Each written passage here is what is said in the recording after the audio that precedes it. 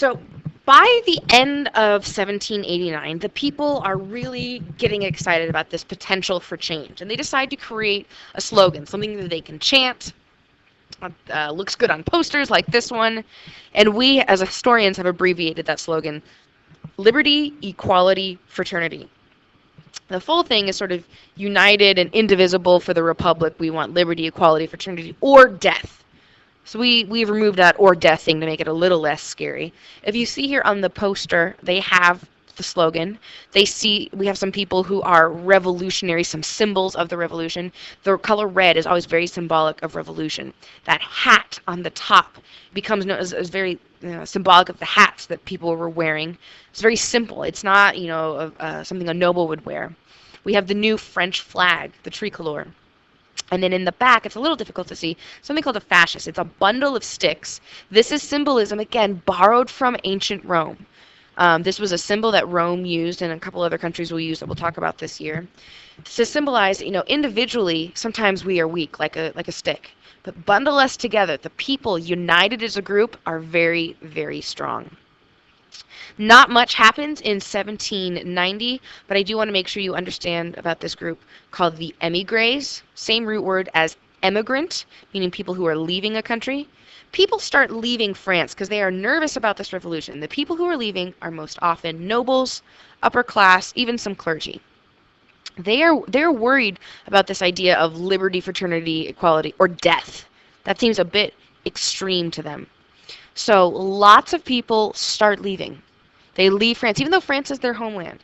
They want to leave to protect themselves. Many go to Austria, some to Prussia, and quite a few to England. And when these nobles get to the other countries, they start talking to the nobles. So let's say a French noble goes to England. They're going to talk to English nobles and say, hey, have you heard what's happening in France? The royal family is sort of threatened. What can you do? What can your government do? And these émigrés are eventually going to be instrumental in gaining support to help the French people later on. Some people suggest to the king and queen, hey, you should leave too, and they refuse. They say, this is our country. This is who we lead, and this is who we are. We are not going to abandon our people. But they do, however, suggest to their closest friends and relatives, you should leave. So one of King Louis's brothers leaves. Marie Antoinette's favorite ladies in waiting, they leave for safety. If you remember, the National Assembly is in power. The National Assembly is the group. They formally, the Third Estate at the Estates General, they pull away for the Tennis Court Oath. They're going to continue to pass laws and discuss and debate and give people as much as possible liberty, equality, and fraternity. One way they do that is by taking more power from the church or the former Third Estate. They do this by selling church lands. The church owned almost 10% of all land in France before the revolution.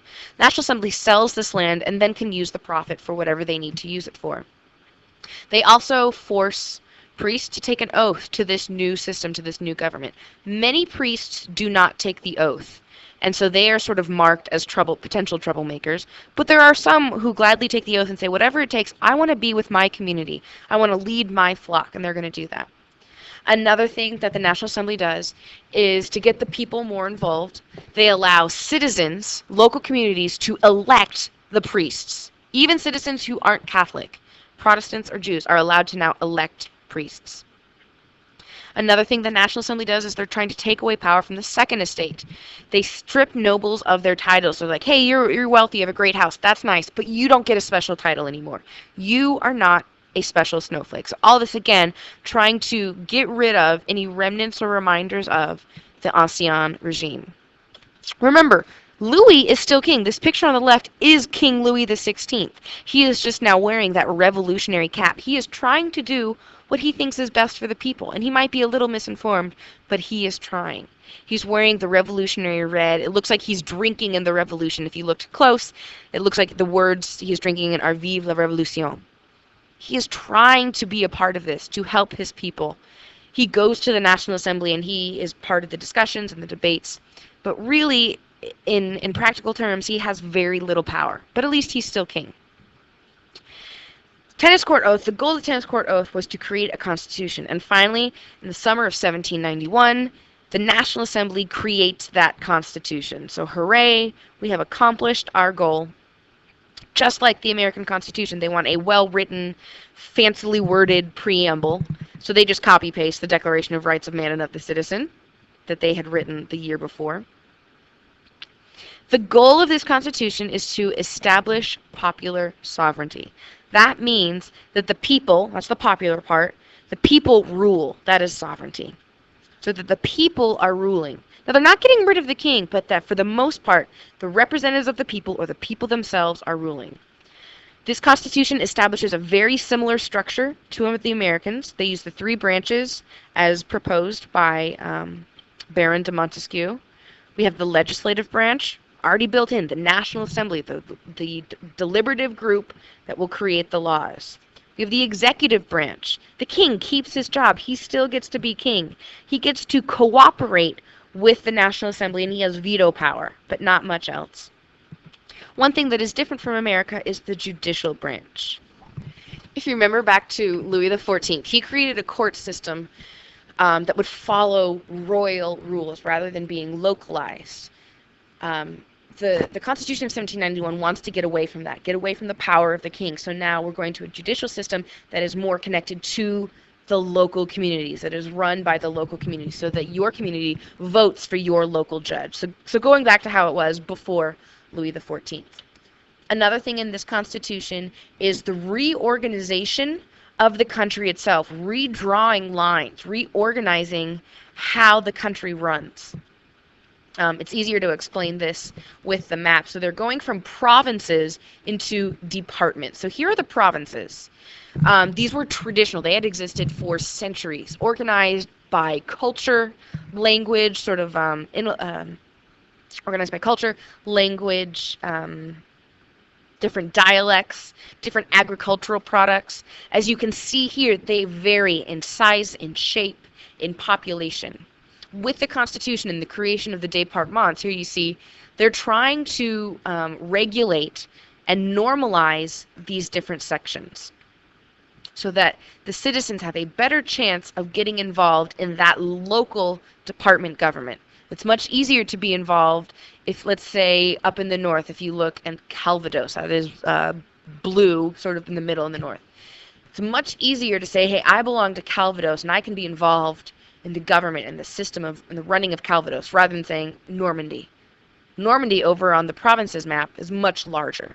So the goal of this is to get the citizens more involved and have government more run by the people. So all these are pretty good things. Here is a video about the National Assembly if you want to watch that. Again, a reminder that the royal family is living in Paris. They moved to Paris in October 1789 as a result of the Women's March. And they have a pretty sweet life. They are living in a royal palace called the Tuileries. It was located next to the Louvre. It no longer exists today. They get to leave occasionally for long weekends out to the country, to other palaces. It's not a bad way to live. They just, some people would prefer to have more space, like the Queen and King. But it allows for the king to be near his citizens and for the king to participate with the National Assembly. However, Marie Antoinette isn't all that pleased. In 1791, she starts writing to some of those émigrés, those friends who left France. She is writing to relatives in other countries, in Austria, in Italy, in Prussia. And she's saying, we're here, we're in Paris. We haven't been hurt, but it's not nearly as good as it used to be. I would like to get back to the system that it used to be. So how can you help us? How can Austria help the French royal family? How can the nobles in England help the French royal family? And eventually they come up with a plan, an escape plan, and this is organized by their friend, and some say Marie Antoinette's lover, Count Fersen from Sweden. He works with some former Austrian diplomats to come up with an escape plan. They create a really large carriage that will carry the royal family, and the plan is to get over the border, to leave France, get over the border into German territory, where they will assemble an army that is loyal to the French royalty, and they will come back to France and reconquer the country. So they have this carriage built. It's very large, very noticeable. Royal family dresses up like servants, and in the middle of the night, they leave. And this carriage is so large that it takes much longer to get there to their first stopping point at Varennes. There was someone waiting for them at Varennes to help change their horses, give them information about the next location, all of that. But they took so long to get there that the person they were meeting at Varennes went to bed because it was so late. It's like, oh, they're not coming. They must have decided to do it another day. The royal family gets to the city of Varennes about 18 hours after they leave Paris, and they don't see the guy they're supposed to meet. So they just sit and wait, not considering that by this point, the National Assembly has realized the royal family is gone, and they have sent the army after them. So the royal family is just sitting around, and the historians say that there is a man sitting in the wine bar, sitting in the pub, with the royal family, and he goes to pay his bill, has a handful of change, and looks at the handful of change, and looks at Louis.